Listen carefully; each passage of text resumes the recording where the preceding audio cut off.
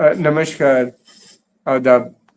मेरा नाम कमर आगा है। आज के इस प्रोग्राम में हम बात करेंगे अ, बेसिकली देखिए ये जो पूरी वॉर है ये ऑयल वॉर है।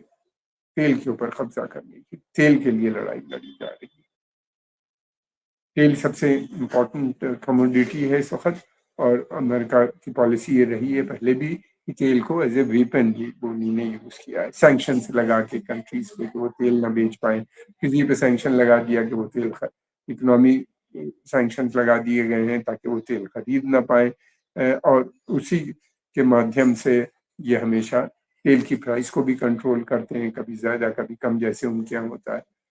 अगर शेल ऑयल की जो निकालने की कीमत है वो बहुत हाई हो जाती है तो तेल की कीमत हमने देखा 150-200 डॉलर तक पहुंचा दी गई थी एक समय में, क्योंकि शेल ऑयल जो अमेरिका में होता है उसको निकालने के लिए 65 डॉलर से लेके 100 से ज़्यादा डॉलर तक आ रही थी। तो बहुत थी, बाद में जब शेल ऑयल निकलने लगा ज़्यादा तो धीरे धीरे कम भी हुई और अमेरिका एक बड़ा एक्सपोर्टर भी बन गया तेल का। लेकिन अभी भी अमेरिका तेल बाहर से तेल लेता है उसको। दूसरी बात ये है कि अमेरिका का जो तेल है का कारोबार बहुत है। उनकी जो ऑयल कंपनीज है वो तमाम दुनिया में उन तेल बेचती हैं, उनको सब खरीदते हैं, क्रूड ऑयल लेते हैं, रिफाइन करके बेचते हैं। तो यही नहीं, लुब्रिकेंट और बहुत उसके बाई प्रोडक्ट बनाते हैं। प्लास्टिक हो, दवाएं भी यही इसी का ऑयल का बाई प्रोडक्ट है, उसी के केमिकल उसी से निकलते हैं। कंप्यूटर चिप में भी यूज होता है। यानी कितना ही प्लास्टिक सारे जितना है, यान जो कपड़े जो बनते हैं, टेरीन यू नो जो भी चीज देखिए प्लास्टिक का यूज कितना बढ़ चुका है। स्टील और वो बाल्टियां, वो डोंगे, वो सब खत्म हो चुके हैं। अब तो जो कुछ भी है वो प्लास्टिक है। कार के अंदर कितनी प्लास्टिक आपके लगी हुई है, हर चीज में। तो वो इस तरीके से हजारों billions and billions of dollar वो कमाते हैं इनके बाई प्रोडक्ट को बना के। बहुत सी कंपनीज जो सिर्फ बाई प्रोडक्ट बनाती हैं, इस तरह से उनका बहुत बड़ा कारोबार। और फिर उसके बाद उनके यहाँ ऊर्जा भी इसी से, यानी बिजली भी इसी से बनती है बहुत क्योंकि गैस बहुत सस्ती है, नेचुरल गैस जिसको सीएनजी और इस सब में बनाते हैं कन्वर्ट। फिर उसके अलावा ये है कि फैक्ट्री में भी इसका इस्तेमाल करते हैं। ये काफ़ी चीप सोर्स ऑफ एनर्जी माना जाता है।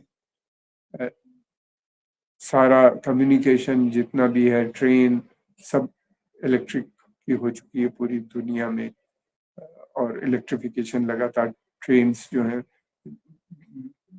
ट्रांसपोर्ट का एक बहुत बड़ा मीडियम बनती चली जा रही है। कई कई मुल्क कनेक्ट होते चले जा रहे हैं। तो इस वजह से तेल की इम्पोर्टेंस मुझे नहीं लगता कि आने वाले समय में कम। पोल्यूशन को कम करने के लिए सरकार ये चाहती है कि कार्स में आ जाए ये बैटरी, लिथियम बैटरी। कितनी सक्सेस होगी अभी पता नहीं है उसका। बहुत सी कारें आ रही हैं, बहुत तेजी से बदलाव आ रहा है, लेकिन फिर भी तेल का इस्तेमाल मुझे नहीं लगता कि 10-15 साल में बहुत ज्यादा कोई कमी आएगी। बातें जरूर होती हैं अरब पे प्रेशर, अरब कंट्रीज पे और जो ऑयल प्रोड्यूसिंग कंट्रीज हैं उन पे दबाव डालने के लिए, अगर इसका पूरी तरीके से। और दूसरी बात ये भी है कि कल बहुत फास्ट डेवलपमेंट हुए, 8 से के लगभग करीब इजरायली सोल्जर जख्मी हो गए, मर गए हैं। उनकी हत्या हो गई वहां पे साउथ लेबनान में, जबकि वो अंदर जाना उनको ये अलाउ किया था इसराइल ने। जैसे ही गए वहां, ये इस बात को दर्शाता है कि हिजबुल्लाह जो है खत्म नहीं हुई है। ये सोचा जा रहा था कि हिजबुल्लाह नहीं रहेगी, क्योंकि सारा टॉप लीडर को उन्हीं ने मार दिया था। सेकंड रैंक लीडरशिप यानी मिडिल जो ग्रुप है वो देखिए, हिजबुल्लाह बहुत ही मोटिवेटेड फोर्स और वो इस तरह से खत्म नहीं होगी। लोग मरने पे तैयार हैं और 1 लाख के करीब उनके तो फाइटर हैं। उसके अलावा उनके संप्रदाय सपोर्टर्स बहुत हैं हर तरफ। तो ऐसे मूवमेंट को सप्रेस करना बड़ा मुश्किल है। इसराइल का प्लान ये है कि वहाँ पे बफर जोन बनाने का, उस पूरे लिटानी रिवर तक लगभग 22 किलोमीटर का वो पूरा एरिया है जो इसराइल के बॉर्डर से लिटानी रिवर का, यानी साउथ लेबनान का, वहाँ पे ये इनके लिए बहुत महंगा पड़ेगा। इसमें इसराइल के पास ये कि इसके पास टेक्नोलॉजी है, ये अपना टेक्नोलॉजी के माध्यम से अपना वर्चस्व बनाना चाहते हैं, अपने को एस्टैब्लिश करना चाहते हैं। इनकी ग्राउंड फोर्सेस जो है वो बहुत कॉम्पिटेंट नज़र नहीं आती। लेकिन ये कि टेक्नोलॉजी इतनी है कि आप देख सकते हैं जिस तरीके से उनकी हसन नसरुल्लाह की हत्या हुई या और दूसरे कमांडर्स की हत्या हुई। दूसरी बात ये भी है कि लेबनान के अलावा भी यूनाइटेड नेशंस डिवाइडेड है, बटी हुई नज़र आती है। अमेरिकन प्रेसिडेंट ने कल सिक्योरिटी काउंसिल में साफ कहा कि वो इसराइल के साथ है, मगर उनको ये भी सलाह दी इसराइल को कि वो ईरान के न्यूक्लियर इंस्टॉलेशंस को निशाना न बनाए। इसी की वो तो ओपन बॉम्ब है, अगर वो फटते हैं तो रेडिएशन तमाम फैलेगा और चारों तरफ अमेरिकन ट्रूप्स हैं। अरे Kuwait, Bahrain, Qatar, UAE, Saudi Arabia कोई बहुत दूर नहीं है वहां से। वो वहाँ पे अमेरिकन ट्रूप्स हैं, सी में अमेरिकन ट्रूप्स हैं, समुद्र में, पर्शियन गल्फ में, फिर उसके अलावा गल्फ के क्षेत्र में उससे मिले हुए जो और दूसरा एरिया है लाल सागर में, चारों तरफ उनके मेडिटेरेनियन में हर तरफ तो अमेरिकन ट्रूप्स है, वो भी इफेक्टेड हो सकती है। एक और खबर आई है कल के ये जो है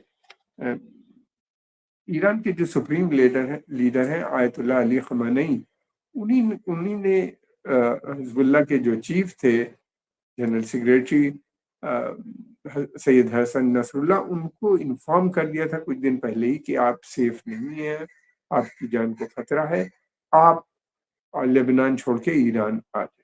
उन्हीं ने साथ में ये भी कहा कि इसराइल के जो एजेंट हैं वो बहुत से उनके ऑफिसर्स में और ऑफिशियल्स में काफ़ी पेनिट्रेट कर रहे हैं इसराइल की, ईरान की सरकार के अंदर भी और हिजबुल्लाह के भी अंदर।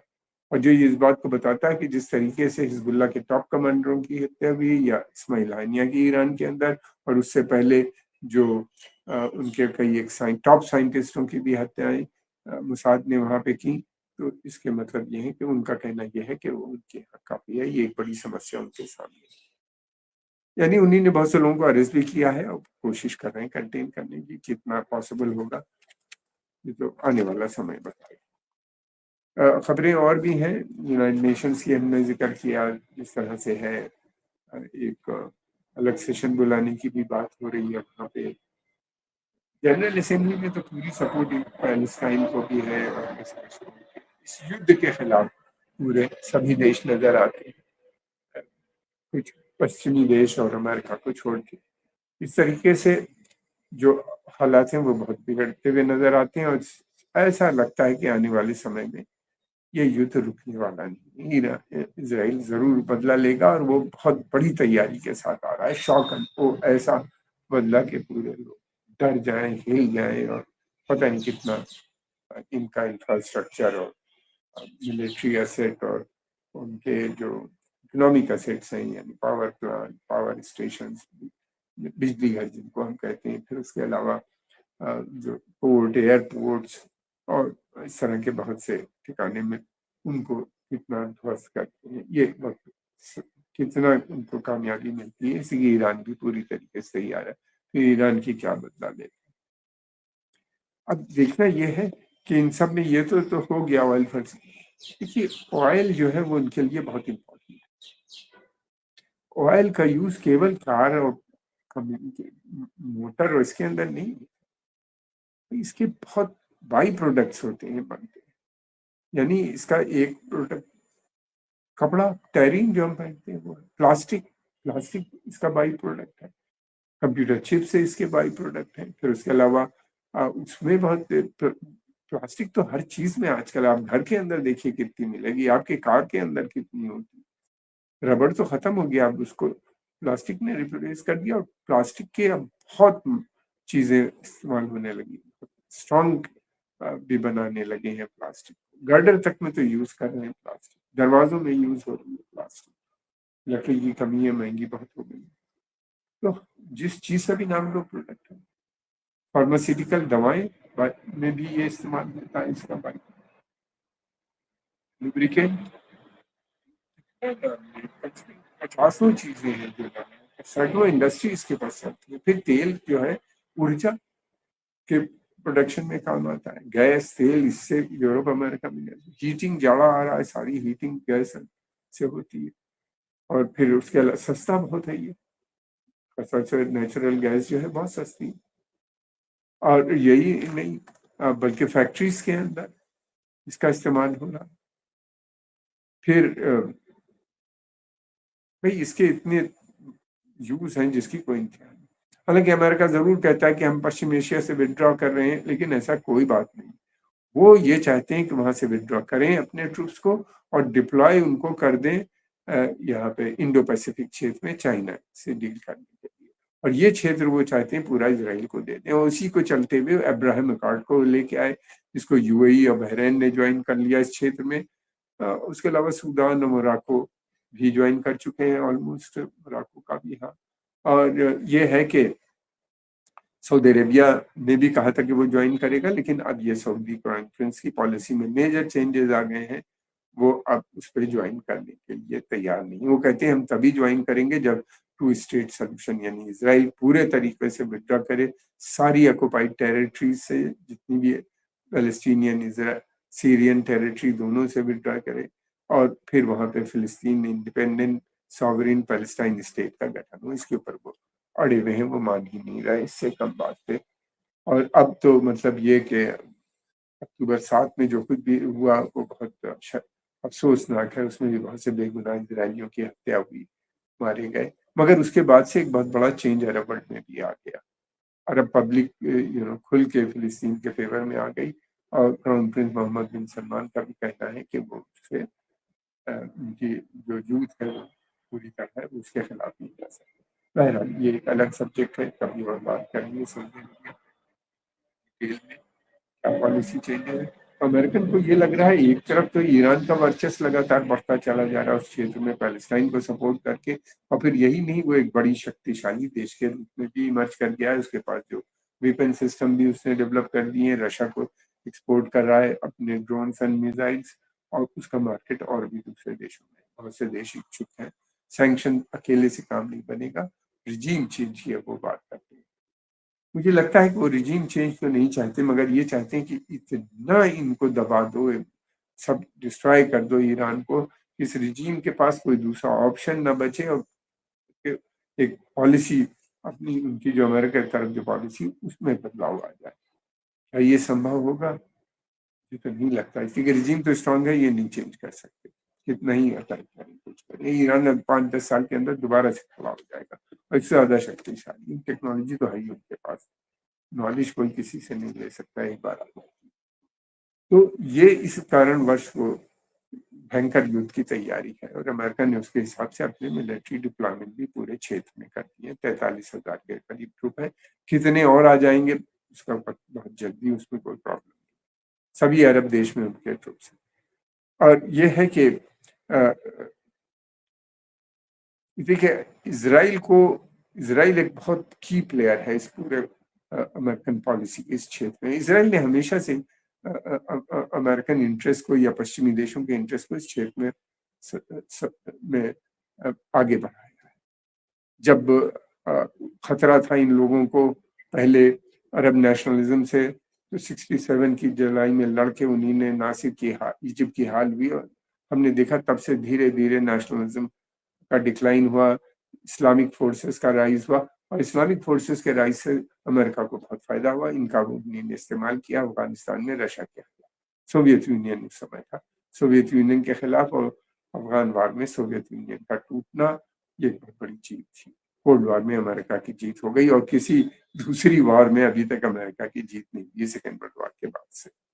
चाहे वियतनाम हो, लाओस, कंबोडिया, अफगानिस्तान, इराक में रिजीम चेंज कर दी, मगर प्रो अमेरिकन गवर्नमेंट नहीं बना पाए। लीबिया में गवर्नमेंट गिरा दी, कुछ नहीं कर पाया। सीरिया के अंदर बुरी हालत कर दी, मगर बशर अल असद अभी भी। इन लोग का मानना यह है कि अगर ये जाएंगे, ईरान कमजोर होता है, तो फिर सीरिया इराक में अमेरिका अपना वर्चस्व बना लेगा, प्रो अमेरिकन गवर्नमेंट बनाने में कामयाब हो जाएगा। और फिर यही नहीं, और ये जितने आतंकवादी ग्रुप जिनको ये कहते हैं हिजबुल्ला, हमास, इस्लामिक जिहाद, या फिर उसके अलावा ये जो है हूती रेबल्स, इराकी और सीरियन मिलिशियाज ये सब कमज़ोर हो जाएँगी, बहुत इनसे निपटना बहुत आसान काम है। ये बहुत बड़ा प्लान है।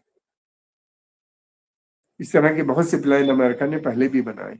मुझे नहीं लगता कि ये पूरा होने वाला है प्लान। हाँ, लाखों लोग मर जाएँगे, लाखों, मिलियन ये कोई बड़ी बात नहीं है, इराक में हम देख चुके हैं, 1 मिलियन के करीब मरे, ईरान-इराक वार में 1 मिलियन मरे, अफ़गानिस्तान में पता नहीं कितने मरे, हज़ारों इनके सोल्जर्स मरे, लेकिन ये उसी तरह से उनका मानना ये है कि इतना ज़्यादा ईरान का इन्फ्लुएंस बढ़ गया और इतना ज़्यादा चेंजेस अरब पॉलिटिक्स में आ रहे हैं। सऊदी अरेबिया की इंडिपेंडेंट फॉरेन पॉलिसी की बात, ईरान से उसने रिश्ते दोबारा से बना लिए, फिर उसके बाद ब्रिक्स को ज्वाइन करना चाहता है और बहुत सी चीज़ें लोकल करेंसी में ट्रेड करने लगा है। तो इस वजह से ऑयल फॉर सिक्योरिटी एग्रीमेंट खत्म हो गया है। तो ये एक मैसेज सऊदी अरेबिया और कुवैत, बहरीन, कतर, ये ऑयल प्रोड्यूसिंग नेशंस को भी है कि कि आपको you should fall in line और इज़राइल के साथ आप सब कुछ दोस्ती कीजिए। इज़राइल अब आपको प्रोटेक्शन देगा, अमेरिका और इज़राइल की मदद करेगा। अब आपका वहाँ पे इज़राइल आपको सिक्योरिटी प्रदान करेगा। अमेरिका अपनी काफ़ी ट्रूप्स वहाँ से विथड्रॉ करके इंडो पैसिफिक में लेके आएगा पाइपलाइन में, ताकि वो इज़राइल चाइना से डील कर सके। और इस तरह के बहुत प्लान अमेरिका बना चुका है। कभी मुझको तो नहीं लगता कि कहीं कामयाबी मिली हो। हाँ, डेथ डिस्ट्रक्शन जैसे हमने बताया, वही हुआ है। और इसके बदले में इज़राइल को वो कहता है कि वो आप ग्रेटर इज़राइल बना लो। यानी ईरान की पिटाई करो, अरबों की पिटाई करो, हिज़्बुल्लाह को मारो, सबको मारो और अपना उससे, क्योंकि बेस्ट कन्वर्जन ऑफ इंटरेस्ट है। जो इज़राइल का इंटरेस्ट है वो अमेरिका का भी इंटरेस्ट है। ईरान का कमज़ोर होना, हिज़्बुल्लाह ये मिलिटेंट ग्रुप्स का कमज़ोर होना, जितना इज़राइल के हित में है उतना ही अमेरिका के हित में है, बिकॉज़ ये सारे ग्रुप जितने हैं वो इज़राइल अमेरिकन पॉलिसी इस क्षेत्र में है, उसके खिलाफ है। ये फ़िलिस्तीन के गठन की बात करते हैं और ये इनका कहना ये है ईरान का कि अमेरिका का कोई रोल नहीं बनता इस क्षेत्र में। वहाँ की जो सिक्योरिटी है पर्शियन गल्फ रीजन की, उसकी ज़िम्मेदारी सारे अरब देशों की और ईरान की जो वहाँ के क्षेत्र के देश हैं उनकी बनती है। और ये सऊदी अरेबिया ने इस बात पे गौर करना भी शुरू कर दिया। तो और तो क्योंकि इज़राइल का बहुत बड़ा रोल है, इसलिए इज़राइल को वो कहते हैं कि आप ग्रेटर इज़राइल बना लो।